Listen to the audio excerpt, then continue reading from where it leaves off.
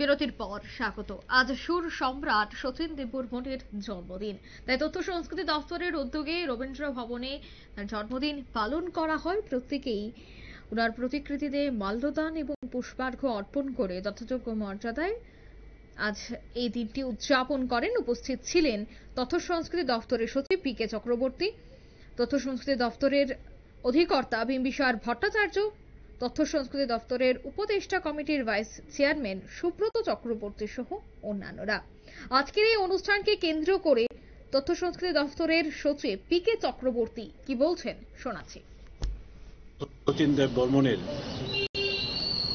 জন্ম দিনে আমরা ওনাকে শ্রদ্ধাঞ্জলি জ্ঞাপন করছি।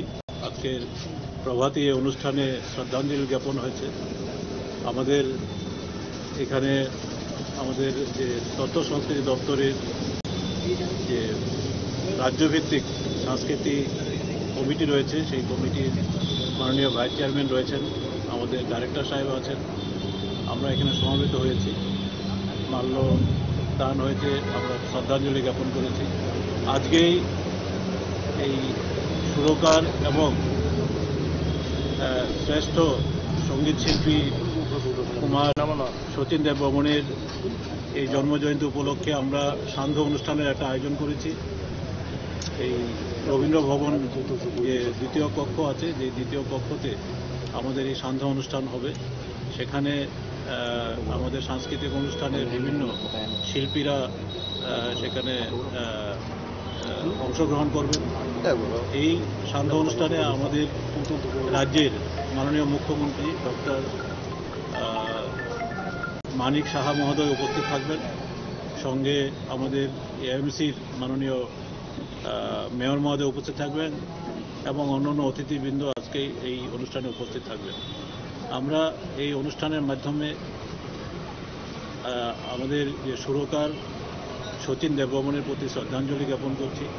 আপনারা জানেন যে কিংবদন্তি এই শিল্পী এবং সুরকার আমাদের এই রাজ্যের না, শুধু আমাদের দেশের এবং আন্তর্জাতিক ক্ষেত্রেও সুখ্যাতি অর্জন করেছেন। আমরা সত্যি গর্বিত ত্রিপুরা রাজ্যবাসী হয়ে যে আমাদের এই রাজ্যের একজন কৃতি সন্তান আমাদের রাজ্যে, দেশে এবং আন্তর্জাতিক ক্ষেত্রে খ্যাতি অর্জন করেছেন, আমাদের মুখ উজ্জ্বল করেছেন। আমরা আশা করি যে ওনার প্রতি শ্রদ্ধা জ্ঞাপন করে, ওনার স্মৃতিচারণ করে আমরা আরও বেশি সাংস্কৃতিক জগতে তথ্য সংস্কৃতি দপ্তরের মাধ্যমে ওনার যে কৃতি, এই কৃতিকে এগিয়ে নিয়ে যেতে আমরা সক্ষম হব। ধন্যবাদ। আপনারা শুনলেন সচিবের বক্তব্য।